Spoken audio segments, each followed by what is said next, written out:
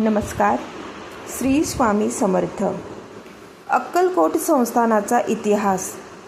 सोलापूर जिल्ह्यातील अक्कलकोट हे प्रसिद्ध देवस्थान आहे.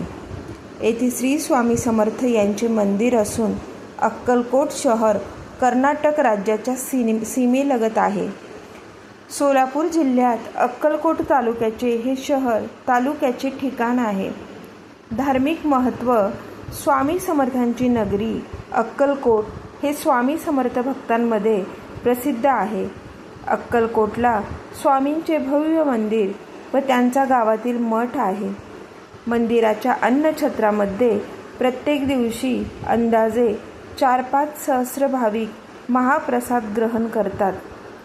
मंदिराची धर्मशाळा अप्रतिम आहे. अक्कलकोटचे वैशिष्ट्य म्हणजे तेथील एक मोठे शस्त्रगृह. येथे अनेक जुन्या परंपरागत शस्त्रांचा संग्रह येथील भोसले राजघराण्याने प्रदर्शन स्वरूपात जतन करून ठेवलेला आहे. वेगवेगळी खडगे, ढाली, बर्चा, भाले, दांडपट्टे, कुऱ्हाडी, बंदुका, खंजीर इत्यादी वस्तू प्रदर्शनात ठेवल्या आहेत. प्रदर्शनात येथील राजकन्येचा, लहान मुलांच्या खेळण्यातील गाड्यांचा संग्रह देखील आहे. राजपुरुषांची सुंदर आणि रंगीत छायाचित्रे प्रदर्शनात मांडली आहे. अक्कलकोटच्या जवळच शिवपुरी नावचे ठिकाण आहे. तेथील पुरोहित तिथे सकाळ संध्याकाळ हवन यज्ञ आदी करत असतात. या हवनासाठी दूरवरून लोक येतात. यावर संशोधन करण्यासाठी अनेक अभ्यासक ही भेट देतात. अक्कलकोटमध्ये 2 मोठे भक्त निवास आहेत, एक देवस्थानचा आणि एक अन्नछत्र मंडळाचा. सोयींच्या बाबतीत देवस्थानच्या भक्त निवास थोडा उजवा आहे असे म्हणता येईल. येथे तुमच्या गाडीच्या चालकासाठी सुद्धा सोय होते. छोटेसे उपाहारगृह, प्रशस्त खोल्या, स्वामींचे जीवन दर्शन घडवणारे छोटेसे कायमस्वरूपी संग्रहालय या गोष्टी आहेत.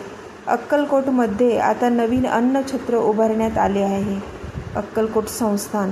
स्वतंत्र भारतात विलीन होण्यापूर्वी अक्कलकोट हे 18व्या शतकापासून अस्तित्वात असलेले स्वतंत्र संस्थान होते.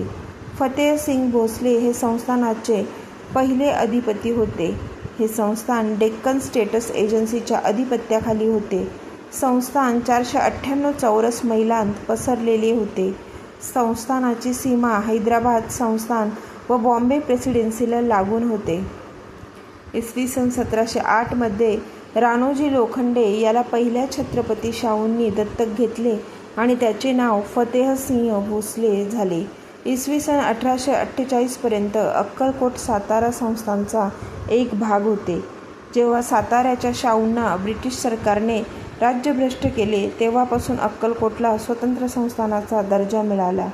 त्यानंतर स्वतंत्र भारतात विलीन होईपर्यंत अक्कलकोटमध्ये कोणतीही राजकीय घटना घडली नाही. संस्थातले स्थैर्य आणि संस्थानिकांचा शिवाजी महाराजांच्या घराण्याशी असलेला संबंध बघून अक्कलकोटच्या भोसले घराण्याचे अनेक मराठा सरदार घराण्यांशी नातेसंबंध जुळले.